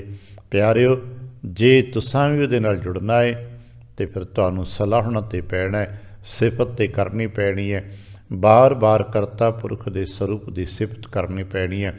ਨਹੀਂ ਤਾਂ ਧਿਆਨ ਨਾਲ ਦੇਖੀਏ, ਸਭਨਾ ਮਰਨਾ ਆਇਆ ਵਿਛੋੜਾ ਸਭਨਾ। ਸੰਸਾਰ ਵਿੱਚ ਜਿਹੜੇ ਜਿਤਨੇ ਜੀਅ ਪ੍ਰਗਟ ਹੋਏ ਨੇ, ਯਾਦ ਰੱਖਣਾ ਉਹ ਅਕਾਲ ਮੂਰਤ ਹੈ। ਅਸੀਂ ਸਾਰੇ ਕਾਲ ਮੂਰਤ ਹਾਂ। ਜਿਤਨੇ ਕਾਲ ਦੇ ਚੱਕਰ 'ਚ ਆਏ ਨੇ ਸਭਨਾਂ ਨੇ ਮਰਨਾ ਹੈ, ਇਹ ਸਭਨਾਂ ਵਿਛੜ ਜਾਣਾ ਹੈ। ਕਿਉਂਕਿ ਅਸੀਂ ਕਾਲ ਦੇ ਵਿੱਚ ਆ ਨਾ, ਅਤੇ ਕਾਲ ਤੇ ਕਿਸ ਨੂੰ ਸਦੀਵੀ ਰਹਿਣ ਹੀ ਨਹੀਂ ਦਿੰਦਾ। ਜੋ ਵੀ ਕਾਲ ਦੇ ਸਰਕਲ 'ਚ ਆ ਗਿਆ ਉਹਦਾ ਮਰਨਾ ਵੀ ਲਾਜ਼ਮੀ ਹੈ ਅਤੇ ਵਿਛੋੜਾ ਵੀ ਲਾਜ਼ਮੀ ਹੈ। ਇਹ ਸਭ ਪੱਕੀ ਗੱਲ ਹੈ। ਸਭਨਾ ਮਰਨਾ ਆਇਆ ਵਿਛੋੜਾ ਸਭਨਾ। ਅਸੀਂ ਇੱਥੇ ਬੈਠੇ ਹਾਂ, ਵਿਛੜ ਜਾਣ ਵਾਸਤੇ ਜੁੜੇ ਹਾਂ। ਆ ਜਿਤਨੇ ਸਾਡੇ ਜੁੜਨ ਸੰਬੰਧ ਹੁੰਦੇ ਨੇ, ਭਾਵੇਂ ਮਾਤਾ ਪਿਤਾ ਭੈਣ ਭਰਾ ਪਤੀ ਪਤਨੀ ਕਰਕੇ, ਵਿਛੜ ਜਾਣ ਵਾਸਤੇ ਹੁੰਦੇ ਨੇ। ਸ਼ਾਇਦ ਇਸੇ ਕਰਕੇ ਕਹਿੰਦੇ ਨੇ ਸਾਹਾ ਸੰਜੋਗ ਵਿਵਾਹ ਵਿਜੋਗ ਹੋ ਜਾਂਦਾ। ਜਿਸ ਦਿਨ ਸਾਡਾ ਦੁਨਿਆਵੀ ਮਿਲਾਪ ਹੁੰਦਾ ਹੈ ਉਸੇ ਦਿਨ ਸਾਡੇ ਵਿਜੋਗ ਦੀ ਕਹਾਣੀ ਆਰੰਭ ਹੋ ਜਾਂਦੀ ਹੈ। ਆ ਹੁਣ ਸੂਰਜ ਚੜ੍ਹਿਆ ਹੈ, ਅਸੀਂ ਕਹਿੰਦੇ ਦਿਨ ਵੱਡਾ ਹੋ ਰਿਹਾ। ਨਹੀਂ ਨਹੀਂ, ਸੂਰਜ ਚੜ੍ਹਾ ਵਿਜੋਗ। ਸੂਰਜ ਵਿਯੋਗ ਨੂੰ ਪ੍ਰਗਟ ਕਰਦਾ ਹੈ ਅਤੇ ਹੌਲੀ ਹੌਲੀ ਉਸ ਵਿਯੋਗ ਦੀ ਧਾਰਾ ਨੂੰ ਇੰਨਾ ਪ੍ਰਬਲ ਕਰ ਦਿੰਦਾ ਹੈ ਕਿ ਡੁੱਬਦਾ ਡੁੱਬਦਾ ਵਿਛੋੜ ਕੇ ਛੱਡ ਦਿੰਦਾ ਹੈ। ਸਭਨਾਂ ਦੇ ਪ੍ਰਤੀ ਹੈ। ਫਿਰ ਮਹਾਰਾਜ ਪੁੱਛੀਏ ਕਿਸੇ ਕਹਿ ਲਗੇ ਜਾ ਕੇ ਪੁੱਛ ਲਓ, ਆਪਣੇ ਵੱਡਿਆਂ ਵੱਡੇ ਦਾਣੇ ਨੂੰ ਪੁੱਛ ਲਓ, ਪੁੱਛੋ ਜਾਏ ਸਿਆਣਿਆਂ। ਜਿੰਨੇ ਅਸੀਂ ਜੀ ਇੱਥੇ ਬੈਠੇ ਹਾਂ, ਪਰਿਵਾਰ ਦੇ ਰੂਪ 'ਚ ਬੈਠੇ ਹਾਂ, ਪੱਕੀ ਗੱਲ ਹੈ ਵਿਛੋੜਾ ਸਭ ਦਾ ਹੋਣਾ। ਕਦੋਂ ਤੱਕ ਹੰਢਾਂਗੇ? ਮਹਾਰਾਜ ਨੇ ਇਹਦੇ ਦਰਸ਼ਨ ਨੂੰ ਫਿਲਾਸਫੀ 'ਚ ਕਿਹਾ ਨਾ, ਭੀਤ ਉਪਰੇ ਕੇਤ ਘਤਾਈਏ ਅੰਤ ਔਰ ਕੋ ਆਹਾ। ਵੀ ਮੈਦਾਨ 'ਚ ਦੌੜੋਗੇ ਤਾਂ ਫਿਰ ਵੀ ਲਖਿਆ ਵੀ ਬੜੀ ਵੱਡੀ ਜ਼ਮੀਨ ਹੈ, ਪਰ ਦੀਵਾਰ 'ਤੇ ਕਿਤਨਾ ਕੁ ਚਿਰ ਦੌੜੋਗੇ? ਆਖਰ ਦੀਵਾਰ ਦਾ ਉੜ ਕਾ ਜਾਣਾ ਹੈ। ਸਰੀਰ ਰੂਪੀ ਦੀਵਾਰ 'ਤੇ ਕਿਤਨਾ ਚਿਰ ਚੱਲੋਗੇ? ਸਰੀਰ ਮੁੱਕ ਜਾਣਾ ਹੈ। ਅੱਛਾ ਮਹਾਰਾਜ, ਇੱਥੇ ਵਿਛੜ ਗਏ ਅਤੇ ਕੀ ਅੱਗੇ ਮਿਲਾਂਗੇ? ਆਪਾਂ ਕਦੇ ਕਦੇ ਨਾ ਫੇਰ ਅੱਗੇ ਸਹੀ, ਅੱਗੇ ਲੇਖਾ। ਕਹਿਣ ਕਿ ਪੁੱਛੋ ਜਾਏ ਸਿਆਣਿਆਂ। ਸਿਆਣੇ ਨੂੰ ਪੁੱਛ ਲਓ, ਅੱਗੇ ਮਿਲਣ ਕਿ ਨਾ, ਕਿ ਅੱਗੇ ਮਿਲਾਪ ਹੋਏਗਾ ਕਿ ਨਹੀਂ। ਇੱਥੇ ਇੱਕ ਰਹੱਸ ਰਹਿ ਗਿਆ ਨਾ, ਕਿਸੇ ਨੂੰ ਨਹੀਂ ਪਤਾ ਕਿ ਅੱਗੇ ਮਿਲਾਂਗੇ ਕਿ ਨਹੀਂ ਮਿਲਾਂਗੇ। ਇੱਕ ਵਾਰ ਵਿਛੜ ਕੇ ਮੁੜ ਕੇ ਕਿਹਨੂੰ ਕੀ ਪਤਾ? ਮਹਾਰਾਜ ਫਿਰ ਕਦੇ ਮਹਾਰਾਜ ਉਹ ਗੱਲਾਂ ਕਰਦੇ ਹੀ ਨਹੀਂ ਜੀ ਤੇ ਸ਼ੱਕ ਹੋਵੇ। ਮਹਾਰਾਜ ਕਹਿੰਦੇ ਕਿ ਅੱਗੇ ਮਿਲਣ ਦੀ ਗੱਲ ਤੇ ਪੱਕੀ ਕਿਸੇ ਦੀ ਨਹੀਂ ਨਾ। ਮਹਾਰਾਜ ਫਿਰ ਤੁਸੀਂ ਕੀ ਕਹਿੰਦੇ ਹੋ? ਕਹਿਣ ਲੱਗੇ ਪੁੱਛ ਲਓ ਭਾਈ, ਜਿਨ ਮੇਰਾ ਸਾਹਿਬ ਵਿਸਰੈ ਵਡੜੀ ਵੇਦਨ ਤੇ ਨਾ। ਬਈ ਗੱਲ ਇਹ ਹੈ ਕਿ ਜਿਨ੍ਹਾਂ ਨੇ ਇੱਥੇ ਰਹਿੰਦਿਆਂ ਰੱਬ ਨੂੰ ਭੁਲਾ ਦਿੱਤਾ, ਉਹਨਾਂ ਦੇ ਸਿਰ 'ਤੇ ਵੱਡੀ ਪੀੜਾ ਬਣੀ ਰਹੇਗੀ। ਉਹ ਵਿਛੜੇ ਹੀ ਰਹਿਣਗੇ, ਉਹ ਕਿਤੇ ਮਿਲਣਗੇ ਨਹੀਂ, ਨਾ ਹੁਣ ਮਿਲੇ ਨਾ ਅੱਗੇ ਮਿਲਣਗੇ। ਮਤ ਕੋਈ ਖਿਆਲ ਕਰੇ ਕਿ ਚੱਲ ਬਈ ਇੱਥੇ ਆਪਾਂ ਰੱਬ ਰੱਬ ਨਹੀਂ ਜਪਿਆ, ਚੰਗਾ ਕੰਮ ਨਹੀਂ ਕੀਤਾ, ਜਿਸ ਦਿਨ ਸਰੀਰ ਛੁੱਟ ਜਾਏਗਾ ਆਪਾਂ ਅੱਗੇ ਮਿਲ ਜਾਵਾਂਗੇ। ਸਾਨੂੰ ਨਾ ਭਾਈ, ਜਿਹੜੇ ਇੱਥੇ ਰੱਬ ਤੋਂ ਸਿਮਰਨ ਤੋਂ ਭਜਨ ਤੋਂ ਟੁੱਟ ਗਏ, ਮਾੜੇ ਕਰਮ ਕਰਦੇ ਰਹੇ, ਉਹ ਅੱਗੇ ਵੀ ਇਸ ਵੇਦਨਾ ਦੇ ਵਿੱਚ ਹੀ, ਇਸ ਪੀੜਾ ਦੇ ਵਿੱਚ ਜੀਵਨ ਗੁਜ਼ਾਰਨਗੇ। ਸ਼ਾਇਦ ਇਸ ਵੇਦਨਾ ਦੇ ਰਹੱਸ ਨੂੰ ਇੰਝ ਵੀ ਸਮਝਾਇਆ ਹੈ, ਪ੍ਰੇਤ ਪਿੰਜਰ ਮੈਂ ਕਸ਼ਟ ਕਨੇਰੇ। ਜਦੋਂ ਸਰੀਰ ਛੁੱਟਣਾ ਹੈ ਅਤੇ ਜਿਹੜੇ ਰੱਬ ਦੇ ਪਿਆਰ ਤੋਂ ਟੁੱਟੇ ਨੇ, ਉਹਨਾਂ ਨੇ ਕੁਝ ਸਮਾਂ ਪ੍ਰੇਤ ਜੋ ਉਹਨਾਂ 'ਚ ਰਹਿਣਾ ਨਾ, ਅਤੇ ਬੜਾ ਕਸ਼ਟ ਹੈ। ਕਹਿਣ ਲੱਗੇ ਵੱਡੜੀ ਵੇਦਨ ਤੇ ਨਾ। ਵੀ ਜਿਹੜੇ ਇੱਥੇ ਟੁੱਟ ਗਏ, ਵਿਸਾਰਤਾ ਸਾਹਿਬ ਨੂੰ ਬੜੀ ਵੱਡੀ ਵੇਦਨਾ ਚ ਰਹਿੰਦੇ ਨੇ, ਅਤੇ ਵੇਦਨਾ ਕਿ ਜਦ ਤੱਕ ਮਿਲਾਪ ਨਹੀਂ ਹੁੰਦਾ ਤੱਕ ਪੀੜਾ ਹੈ। ਅਤੇ ਮਿਲਾਪ ਕਦੋਂ ਹੋਣਾ? ਮਿਲਾਪ ਸਰੀਰ ਕਰਕੇ ਹੋਣਾ, ਕਿਉਂਕਿ ਬਲਬ ਜਗਿਆ ਅਤੇ ਪਦਾਰਥ ਕਰਕੇ ਹੈ ਨਾ। ਉਸ ਤਰ੍ਹਾਂ ਤੇ ਬਿਜਲੀ ਤਾਰ ਵਿੱਚ ਵੀ ਹੈਗੀ, ਪਰ ਚਾਨਣਾ ਤੇ ਨਹੀਂ ਦਿੰਦੀ ਨਾ। ਬਿਜਲੀ ਕਰੰਟ ਤੇ ਤਾਰਾਂ ਵਿੱਚ ਵੀ ਹੈਗਾ ਏ, ਪਰ ਤਾਰਾਂ ਚਾਨਣਾ ਨਹੀਂ ਦਿੰਦੀਆਂ। ਚਾਨਣੇ ਦੇ ਪ੍ਰਗਟ ਹੋਣ ਵਾਸਤੇ ਕਿਸੇ ਖਾਸ ਤਰੀਕੇ ਦੀ ਜ਼ਰੂਰਤ ਪੈਗੀ। ਇਸ ਤਰ੍ਹਾਂ ਕਰਤਾ ਪੁਰਖ ਤੇ ਆਤਮਾ ਤੇ ਪ੍ਰਮਾਤਮਾ ਤੇ ਸਦੀ ਵੀ ਹੈ। ਪਤਾ ਨਹੀਂ ਕਿਤਨੇ ਕੁ ਆਤਮਾਵਾਂ ਸਾਡੇ ਆਲੇ ਦੁਆਲੇ ਹੋਣੀਆਂ ਨੇ, ਸਾਨੂੰ ਪਤਾ ਥੋੜ੍ਹਾ ਹੈ। ਜਿੰਨੀਆਂ ਕੁ ਤਰੰਗਾਂ ਵੇਵਸ ਨੇ, ਹਰ ਥਾਂ 'ਤੇ ਸਿਆਣੇ ਕਹਿੰਦੇ ਨੇ ਰੂਹਾਂ ਚੰਗੀਆਂ ਅਤੇ ਮੰਦੀਆਂ ਆਤਮਾਵਾਂ ਹਰ ਜਗ੍ਹਾ 'ਤੇ ਹੁੰਦੀਆਂ ਨੇ, ਪਰ ਉਹਨਾਂ ਦੀ ਪ੍ਰਾਪਤੀ ਕੋਈ ਨਹੀਂ। ਉਹਨਾਂ ਨੂੰ ਕੁਝ ਪ੍ਰਗਟ ਹੋਣ ਵਾਸਤੇ ਸਰੀਰ ਚਾਹੀਦੇ ਨੇ। ਤਾਈਓ ਤਿਸ ਦੇਹੀ ਕੋ ਸਿਮਰਨ ਦੇਵ। ਦੇਵਤੇ ਵੀ ਆਤਮਾ ਰੂਪ 'ਚ ਨੇ, ਕੁਛ ਕਰ ਨਹੀਂ ਪਾ ਰਹੇ ਨਾ, ਚਾਹੁੰਦੇ ਨੇ ਸਾਨੂੰ ਸਰੀਰ ਮਿਲੇ, ਫਿਰ ਸਾਡਾ ਪ੍ਰਗਟਾਵਾ ਹੋ ਸਕੇ। ਇੱਥੇ ਸਰੀਰ ਮਿਲੇਗਾ ਤੇ ਪ੍ਰਭੂ ਆਤਮ ਜੋਤ ਪ੍ਰਗਟ ਹੋਏਗੀ। ਸਰੀਰ ਹੋਏਗਾ ਤੇ ਪ੍ਰਮਾਤਮਾ ਦੀ ਜੋਤ ਪ੍ਰਗਟ ਹੋਏਗੀ, ਤੇ ਆਤਮਾ ਪ੍ਰਮਾਤਮਾ ਨਾਲ ਮਿਲੇਗੀ, ਅਨੇਥਾ ਨਹੀਂ ਮਿਲੇਗੀ, ਭਟਕਦੀ ਰਹੇਗੀ ਉਹਨਾਂ ਸਮਾਂ ਤੱਕ ਜਦ ਤੱਕ ਫਿਰ ਮੁੜ ਕੇ ਇਸ ਨੂੰ ਸਰੀਰ ਨਹੀਂ ਮਿਲਦਾ। ਔਰ ਸਾਡੀ ਪੁਰਾਣੀਆਂ ਗਾਥਾਵਾਂ ਇਹਦੇ ਬਾਰ-ਬਾਰ ਜ਼ਿਕਰ ਕਰਦੀਆਂ ਨੇ, ਸਾਨੂੰ ਸਰੀਰ ਚਾਹੀਦੇ ਨੇ। ਉਹਨਾਂ ਚਿਰ ਵੱਡੜੀ ਵੇਦਨ 'ਚ ਜਿੰਨਾ ਚਿਰ ਮਿਲਾਪ ਨਹੀਂ। ਇਸ ਕਰਕੇ ਕਿਤੇ ਅਸੀਂ ਵੇਦਨਾ 'ਚ ਨਾ ਚਲੇ ਜਾਈਏ। ਸਲਾਹਤ ਕਰਿਆ ਕਰੀ ਭੀ ਸਾਲਾਹੋ ਸਾਚਾ ਸੋਏ। ਉਸ ਦੀ ਸਿਫਤ ਕਰਿਆ ਕਰੀਏ। ਅਤੇ ਸਿਫਤ ਕਿੱਦਾਂ ਕਰੀਏ? ਵੀ ਸਾਨੂੰ ਮਿਲਾ ਲੈ ਮਹਾਰਾਜ, ਵਿਛੜੇ ਹਾਂ ਮਿਲਾ ਲੈ, ਕਿਰਤ ਕਰਮ ਕੇ ਵਿਛੜੇ ਕਰ ਕਿਰਪਾ ਮੇਲ ਹੋ ਰਾਮ। ਫਿਰ ਕਹਿਣ ਲੱਗੇ ਜਾ ਕੇ ਨਦਰ ਸਦਾ ਸੁਖ ਹੋਏ। ਜਪ ਇਸ ਕਰਕੇ ਕਰੇ ਕਿ ਇਹਦੇ ਨਦਰ ਹੋ ਜਾਏ। ਅਸੀਂ ਸਿਮਰਨ ਭਜਨ ਜਪ ਇਸ ਕਰਕੇ ਕਰਦੇ ਕਿ ਸਾਡੇ 'ਤੇ ਉਹਦੀ ਨਦਰ ਹੋ ਜਾਏ, ਅਤੇ ਉਹਦੀ ਨਦਰ ਦੇ ਵਿੱਚ ਸੁੱਖ ਹੈ, ਉਹਦੀ ਨਿਗਾਹ ਦੇ ਵਿੱਚ ਹੀ ਸੁੱਖ ਹੈ। ਅਸੀਂ ਸੁਣਿਆ ਅਮੈ ਦ੍ਰਿਸ਼ਟ ਸ਼ੁਭ ਕਰੈ, ਸ਼ੁਭ ਕਰ ਦਿੰਦੀ, ਸੁਖੀ ਕਰ ਦਿੰਦੀ ਹੈ। ਜਾ ਕੇ ਨਦਰ ਸਦਾ ਸੁਖ ਹੋਏ। ਮਹਾਰਾਜ ਸਿਮਰਨ ਕਿਵੇਂ ਕਰਿਆ ਕਰੀਏ? ਆ ਕਦੇ ਕਦੇ ਸਾਡੇ 'ਚ ਇੱਕ ਦੂਜੇ ਤੋਂ ਪੁੱਛਦੇ ਨਾ, ਸਿਮਰਨ ਕਿਵੇਂ ਕਰੀਦਾ, ਸਿਮਰਨ ਕਿਵੇਂ ਕਰੀਦਾ? ਉਹ ਭਈ ਜਾਪ ਤੇ ਵਾਹਿਗੁਰੂ ਵਾਹਿਗੁਰੂ ਕਰਨਾ, ਇਹਦੇ ਵਾਸਤੇ ਕੋਈ ਵੱਖਰੇ ਫਾਰਮੂਲੇ ਥੋੜ੍ਹਾ ਨੇ। ਮਹਾਰਾਜ ਫਿਰ ਵੀ ਕਿੱਦਾਂ? ਮਹਾਰਾਜ ਕਹਿਣ ਲੱਗੇ ਨਹੀਂ, ਤੁਹਾਨੂੰ ਜਾਪ ਕਰਨ ਵਾਲੇ ਨੂੰ, ਪਾਠ ਕਰਨ ਵਾਲੇ, ਸਿਫਤ ਕਰਨ ਵਾਲਿਆਂ ਨੂੰ ਇੱਕ ਭਾਵਨਾਤਮਕ ਸੂਤਰ ਦੇਣੇ ਆ ਜੇ ਸਮਝ ਸਕੋ। ਜਦੋਂ ਵੀ ਜਾਪ ਕਰਨਾ, ਭਾਵ ਇੱਕ ਰੱਖਣਾ ਕਿ ਵੱਡਾ ਕਰ ਸਾਲਾ ਹੀ ਹੈ। ਵੱਡਾ ਕਰ ਸਾਲਾਹਣਾ, ਵੱਡਾ ਕਰਕੇ। ਹਾਲਾਂਕਿ ਸਾਡੇ ਕਹਿਣ ਦੇ ਨਾਲ ਵੱਡਾ ਨਹੀਂ ਉਹਨੇ ਹੋਣਾ, ਨਹੀਂ, ਅਸੀਂ ਮੰਨਣਾ ਹੈ ਕਿ ਬਹੁਤ ਵੱਡਾ ਹੈ। ਸਾਡੇ ਕਹਿਣ ਦੇ ਨਾਲ ਨਾ ਉਹ ਵੱਡਾ ਹੁੰਦਾ ਨਾ ਛੋਟਾ ਹੁੰਦਾ ਹੈ, ਪਰ ਅਸਾਂ ਇਹ ਕੀ ਕਹਿਣਾ ਕਿ ਬਹੁਤ ਵੱਡਾ ਹੈ। ਵੱਡਾ ਸਾਹਿਬ ਉੱਚਾ ਨਾਉ ਅਸੀਂ ਕਹਿਣਾ ਹੈ, ਬਹੁਤ ਵੱਡਾ ਹੈ, ਬਹੁਤ ਵੱਡਾ ਹੈ, ਬਹੁਤ ਵੱਡਾ ਹੈ। ਕਦੇ ਵੀ ਆਪਣੇ ਸਾਹਿਬ ਨੂੰ ਛੁਟਿਆਵਣਾ ਨਹੀਂ, ਆਪਣੇ ਸਾਹਿਬ ਨੂੰ ਵੱਡਾ ਕਰਨਾ ਹੈ। ਵੱਡਾ ਹੈ, ਵੱਡਾ ਹੈ। ਤਾਂ ਹੀ ਤਰੋਜ਼ ਕਿ ਵੱਡੇ ਕੀਆਂ ਵਡਿਆਈਆਂ ਕਿਛ ਕਹਿਣਾ ਜਾਏ, ਤੂੰ ਬਹੁਤ ਵੱਡਾ ਹੈ। ਵੱਡਾ ਕਰ ਸਲਾਹੁਣਾ, ਉਹਨੂੰ ਵੱਡਾ ਮੰਨ ਕੇ, ਵੱਡਾ ਕਹਿ ਕੇ। ਸਲਾਹੁਣਾ ਤੇ ਹੈ, ਪਰ ਵੱਡਾ ਕਰਕੇ। ਅਤੇ ਭਾਵ ਕੀ ਰੱਖਣਾ ਹੈ? ਭੀ ਹੋਸੀ ਸੋਏ। ਹੈ ਵੀ ਜਿਹਨੂੰ ਆਦਿ ਸੱਚ ਜੁਗਾਦ ਸੱਚ ਆਪਾਂ ਕਹਿੰਦੇ ਹਾਂ, ਹੋਸੀ ਆਉਣ ਵਾਲੇ ਸਮੇਂ ਵਿੱਚ ਵੀ ਉਹ ਵੱਡਾ ਵੱਡਾ ਹੀ ਰਹੇਗਾ। ਸਭਨਾ ਦਾਤਾ ਹੈ ਇੱਕ ਤੂੰ। ਜੋ ਸਿਫਤ ਕਰਨੀ ਹੈ ਇਹ ਮੰਨ ਕੇ ਕਿ ਵੱਡਾ ਹੈ, ਅਤੇ ਸੰਬੰਧ ਸਿੱਧਾ ਜੋੜਨਾ ਹੈ, ਫਿਰ ਕਿਸੇ ਨੂੰ ਵਿਚੋਲਾ ਨਹੀਂ ਪਾਉਣਾ। ਇਸੇ ਕਰਕੇ ਆਪਾਂ ਸਾਰਾ ਕਥਾ ਕੀਰਤਨ ਕਰਕੇ ਜੋ ਅਰਦਾਸ ਵਾਸਤੇ ਸੰਬੰਧਿਤ ਹੋ ਕੇ ਤੂੰ ਠਾਕੁਰ ਵਿੱਚ ਕੋਈ ਦੂਜਾ ਨਹੀਂ ਹੈ। ਸਿੱਧੇ ਆਪਾਂ ਜਿਤਨੇ ਜੀ ਦਰਬਾਰ 'ਚ ਹੁੰਦੇ ਹਾਂ, ਸਿੱਧੇ ਤੌਰ 'ਤੇ ਸੰਬੰਧਿਤ ਹੋ ਜਾਂਦੇ ਆ, ਤੂੰ ਠਾਕੁਰ। ਸਭਨਾ ਦਾਤਾ ਏਕ ਤੂੰ, ਮਾਨਸ ਦਾਤ ਨਾ ਹੋਏ। ਸਾਰੀਆਂ ਦਾਤਾਂ ਤੇਰੀਆਂ ਨੇ, ਅਤੇ ਚੇਤਾ ਰੱਖਣਾ ਇਹ ਦਾਤਾਂ ਰੱਬ ਦੀਆਂ ਹੁੰਦੀਆਂ ਨੇ। ਪਰਮਾਤਮਾ ਹੀ ਦਾਤ ਦਿੰਦਾ ਹੈ, ਬੰਦਾ ਕਿਸੇ ਨੂੰ ਕੋਈ ਦਾਤ ਥੋੜ੍ਹਾ ਦਿੰਦਾ ਹੈ, ਮਨੁੱਖ ਦੀ ਕੋਈ ਦਾਤ ਥੋੜ੍ਹਾ। ਸੀ ਤਾਂ ਜੋ ਦਿਨੇ ਉਦਾਹਰਨਾਗਤ ਹੁੰਦਾ ਹੈ, ਕਿਉਂਕਿ ਅਸੀਂ ਦੇ ਕੇ ਮੰਗਣਾ ਸ਼ੁਰੂ ਕਰ ਦਿੰਦੇ ਹਾਂ। ਅਸੀਂ ਆਸ ਰੱਖਦੇ ਚਲ ਇੱਦਾਂ ਨਹੀਂ ਤੇ ਤਾਂ ਬਦਲ ਕੇ ਦੇ। ਇਹ ਦਾਤ ਨਹੀਂ, ਮਾਨਸ ਦਾਤ ਨਾ ਹੋਏ। ਮਨੁੱਖ ਦੀਆਂ ਦਿੱਤੀਆਂ ਵਸਤੂਆਂ ਦਾਤ ਨਹੀਂ, ਦਾਤ ਤੇ ਤੇਰੀਆਂ ਨੇ। ਜੋ ਤਿਸ ਭਾਵੈ ਸੋ ਥੀਐ। ਖਿਆਲੇ ਰੱਖਣਾ ਚਾਹੀਦਾ ਹੈ ਕਿ ਜੋ ਕਰਤਾ ਪੁਰਖ ਨੂੰ ਭਾਉਂਦਾ ਹੋਣਾ ਉਹੀ ਹੈ। ਜੋ ਤੁਧ ਭਾਵੈ ਸਾਈ ਭਲੀ ਕਾਰ। ਪਰ ਜਿਹੜੀਆਂ ਚੀਜ਼ਾਂ ਸਾਨੂੰ ਕਦੇ ਕਦੇ ਸੰਸਾਰਕ ਪੱਧਰ 'ਤੇ ਨਹੀਂ ਸੁਖਾਉਂਦੀਆਂ, ਅਸੀਂ ਸਹਿਮਤ ਸੰਬੰਧਿਤ ਨਹੀਂ ਹੋਏ, महाराज कहने लगे फिर देख लो, रन के रोने होए रोण पिटण ना की बनता है। आ रन आम तौर पर पुराने शब्द इस्त्री नूं कहंदे, जिवें घर परिवार च कदे कोई वाधा घाटा ते बीबियां रोण लग पैंदियां कि रोण दे नाल कोई मसला हल हो जाता है। रन के रोना होए कि रोण दे नाल, जिन्हों पुराने उर्दू च कहंदे कि रन्ना दे रोण दे नाल थोड़ा कुछ हुंदा है। पर किते कलेश कोई परेशानी घर परिवार च आ गई, तुसीं बह के रोण लग पए हो कि रोण दे नाल समस्या का समाधान हो जाएगा? नहीं, वो समस्या उत्थे ही रहनी है। इस तरह संसार दीयां जो दुनिया में परेशानियां ने जां जो कुछ भी है, ये रोण पिटण ना नहीं। इस करके गुरु नानक रोण पिटण की गल नहीं करते। रोना मत रोइए, अपनियां मजबूरियां दे असीं रोने रोंदे रहे नहीं। चेता रखिए धरती उपर कोटगढ़ खेती गई बजाए। इस धरती ते बथेरे लोग आए, उच्चे उच्चे महल माड़ियाँ अपने अपने नाम के डंके बजा के चले गए। जो असमान न मावनी तिन नक नत्थां पाए। इस होणी ने सब दी नक कुछ नकेल पा के रखी है। ਜਿਹੜੇ ਆਪਣੇ ਆਪ ਨੂੰ ਕਹਿੰਦੇ ਸਾਡੇ ਵਰਗਾ ਹੈ ਹੀ ਕੋਈ ਨਹੀਂ, ਉਹਨੂੰ ਹੀ ਉਹਨੇ ਨੱਥ ਲਿਆ। ਭਾਵ ਹੁਕਮ ਦੇ ਵਿੱਚ ਉਹ ਵੀ ਢਹਿ ਢੇਰੀ ਹੋਏ ਨੇ।